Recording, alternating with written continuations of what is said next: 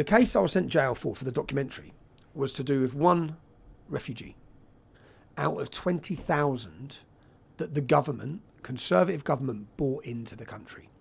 Forget the fake refugees coming on boats. The Conservative government, at the height of ISIS battle in Syria, against the wishes of the public, imported 20,000. Yeah? One of them, they wouldn't allow the story to be told. Because if you could know the story of this, whose fault is this problem? It's not the child's fault. It's not the Syrian family's fault. Yeah?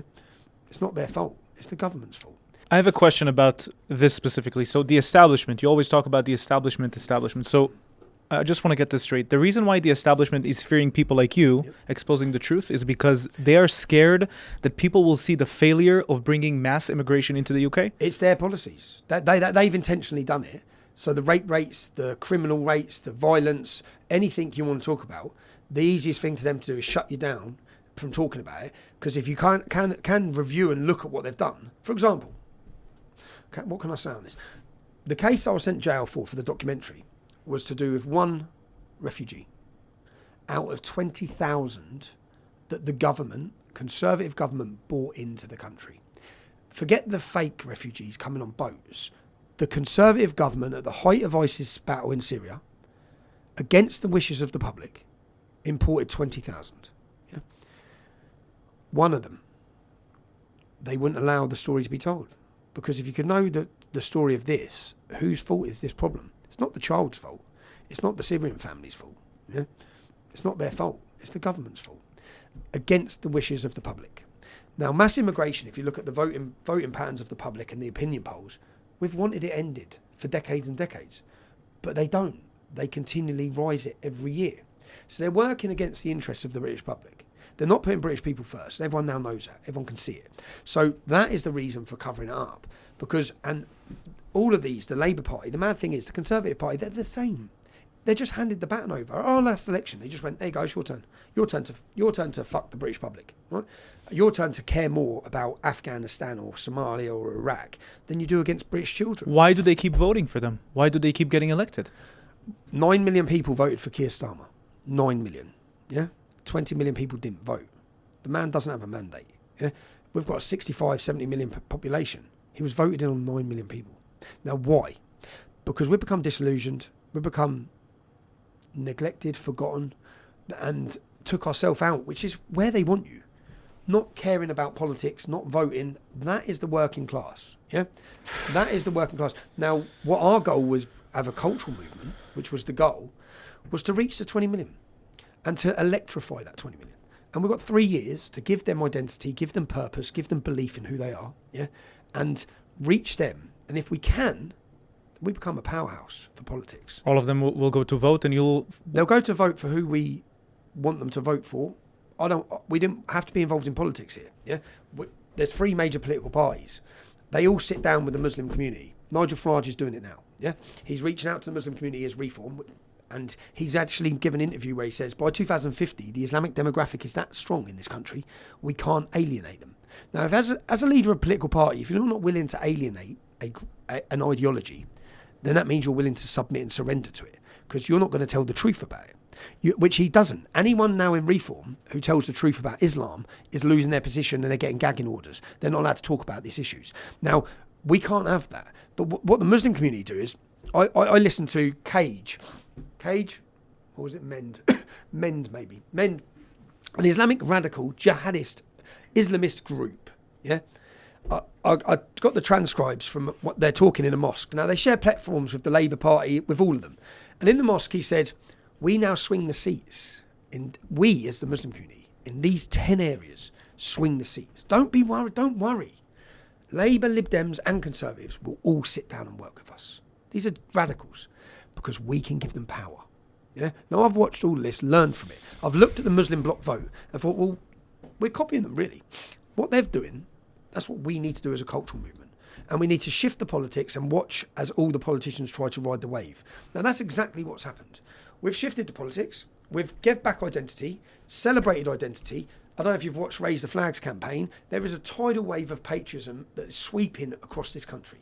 You could have drove 6 weeks ago from one end of Britain to the other and you wouldn't have seen one single patriotic or national flag. You can't drive down the road now.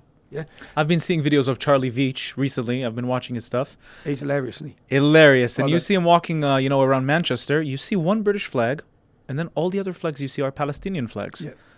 Bizarre. But that's changing. I think that's changed forever now. I saw a video 5 days ago. Okay. Well, what I mean is, it's changed is you can. Well, we're in London. London's a different country to the rest of the UK.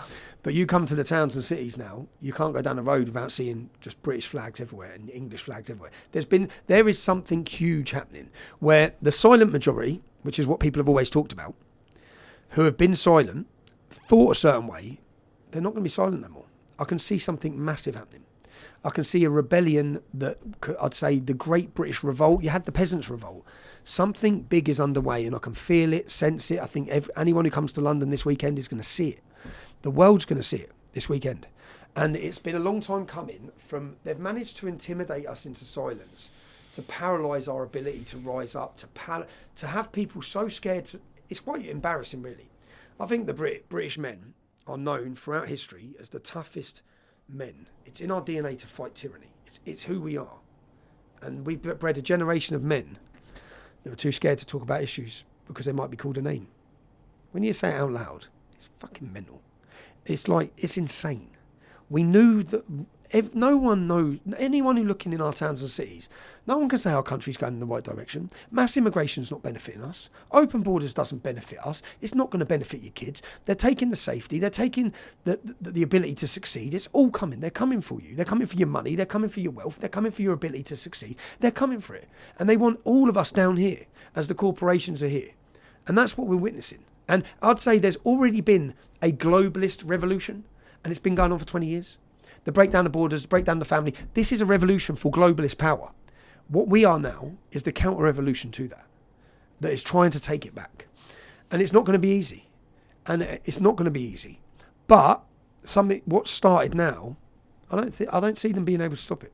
Have you heard about the term hijra? Do you know what the hijra is? Go on. When Muhammad migrated from Mecca. Yep, to bring Islam around the world, which is what many. So you have this discussion, but it's what many people don't understand. Yeah, it's part of Islamic belief. It's part of jihad, is to bring Islam to non-Muslim places. House of war, house of God. Dar el-Kharb and Dar el-Islam. We are the house of war. Until we become the house of God, and we become the house of God when we are dominated by Islam and Sharia. And when you're the house of war, the verses in here that say you can rape non-Muslim women become halal.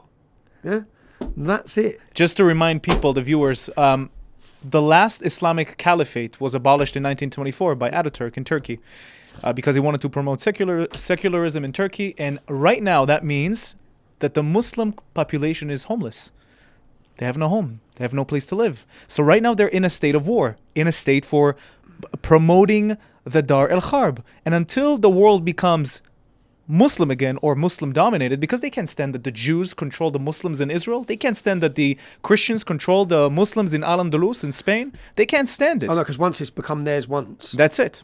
So Spain's Islamic. Doesn't matter that Spain took it back. That's it. It's Islamic, which means forever that's their land. So you know when you hear them talking about Israel as being their land, yeah, Spain's their land as well. Yeah, so it's the world, the world dominates. So it doesn't stop.